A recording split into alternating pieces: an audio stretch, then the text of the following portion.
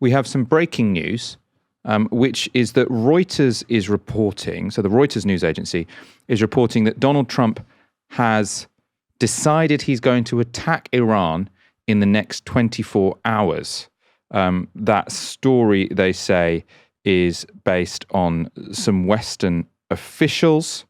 And then also the BBC has a story about how the US has been withdrawing its troops from Qatar.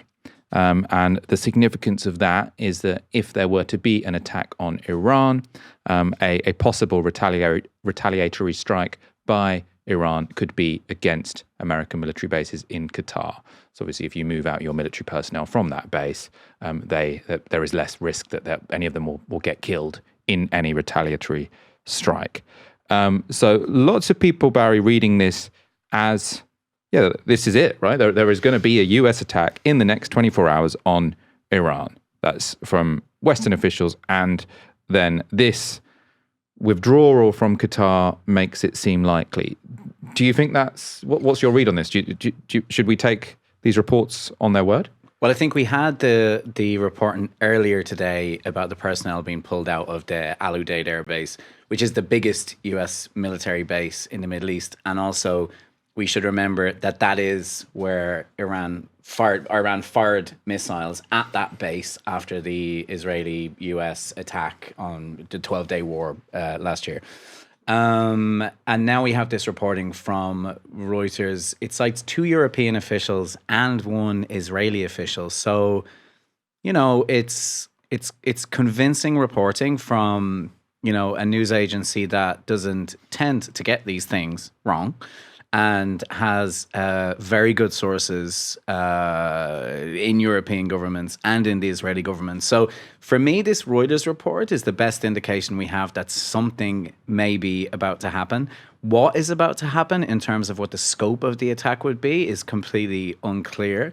And I think the Israeli official actually said that to Reuters. The official said that they appear to believe Trump has decided to intervene, but they don't know what the scope is going to be and when exactly it will happen. I think I had discussed with somebody else earlier as well that there are reports, and this is,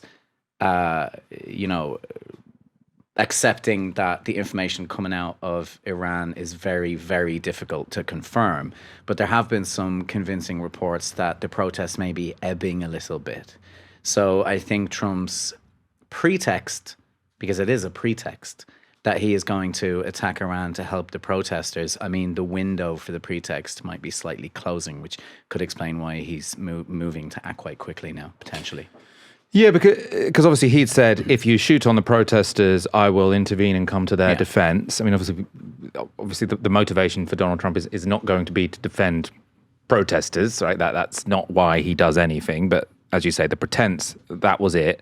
But it does seem like the protests have subsided somewhat in Iran. Obviously, not because people are now suddenly super supportive of the regime, but it seems as if because the repression was quite effective. But as you say, it seems like maybe Donald Trump thinks the window of opportunity for invading, I don't know, will he be invading? I mean, what would the action look like? I mean, do you think Donald Trump wants to just take out the Ayatollah and the Islamic regime in Iran? Because, what would happen then? I suppose one thing these demonstrations definitely haven't demonstrated to me is that there is some kind of cohesive alternative force either within Iran or outside of Iran that looks in any way ready to replace the Islamic Republic. Yeah, I mean, I don't think they're invading. Iran has a massive sort of standing military, right? I think that the Revolutionary Guards number is 120,000, 150,000, and then there are other parts of the military that are also have hundreds and hundreds of thousands of personnel. And so I think a ground invasion right now would be completely out of the equation. But it's interesting. There has been reporting that people in DC, whether they're people close to the administration or DC wonks, have started to talk about the Venezuela model, right? Which is how they see it now is the model of going in and chopping off the head of the snake, whether that's, abducting them or killing them, and then effectively using the remnants of that state as your sort of your client government, your puppet state. We don't even know. You said this to me earlier, whether or not that's worked in Venezuela yet. That you would go so far as to make it a model. But I think what they're ultimately trying to do, and I think what they've been trying to do, is to destabilize the Iranian government, to destabilize the Iranian state, because the Iranian government is actually quite good at hanging on when protests erupt. I think that this is the fifth sort of street uprising since 2009, and they've weathered all of them, and there are a lot of analysts who think that they will weather this one, that the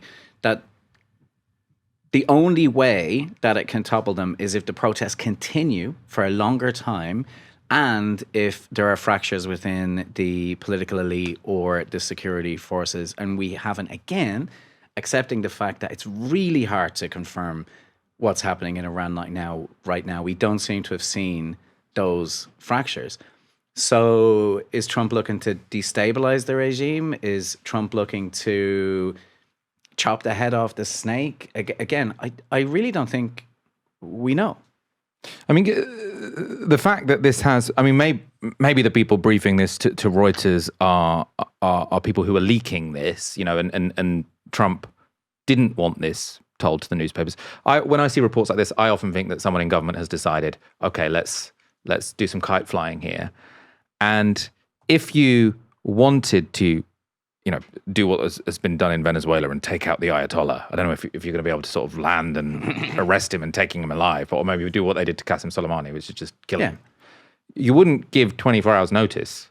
So, if you give notice, it seems a bit more like one of those situations where they're going to do something a bit performative, like they just sort of take out a nuclear facility or some kind of military base, and then sort of say, okay, we've done that. Iran has paid a price. They'll think twice before they crack down on their protesters next time.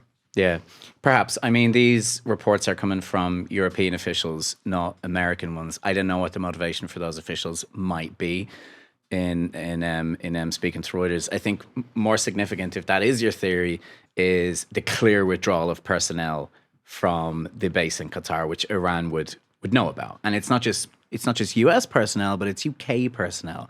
I think that detail of some UK personnel being withdrawn makes it more plausible that an attack is imminent in the next 24 hours, because I'm not sure that the US and the UK would have cooperated on that kind of a smokescreen. I think that the UK would withdraw its personnel because it thinks that there's a good chance of something happening there.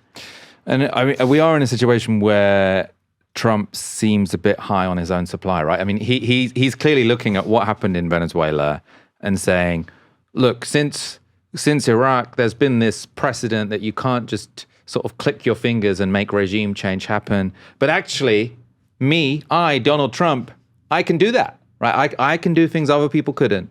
And other people say they don't like the Islamic Republic, but I'm a man of action. And just like I did in Venezuela, I'm going to take him out. Some people will get hurt, but not many people know Americans will get hurt.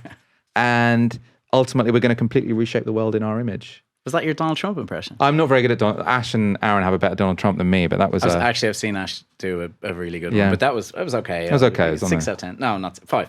But no, I think you're right. I think he is massively high in his own supply. And I think that, for Trump, he, in Trump's mind, and I think in Marco Rubio's mind, and in Pete Hegseth's mind, and in Stephen Miller's mind, I think they all believe that Venezuela has been a massive success already.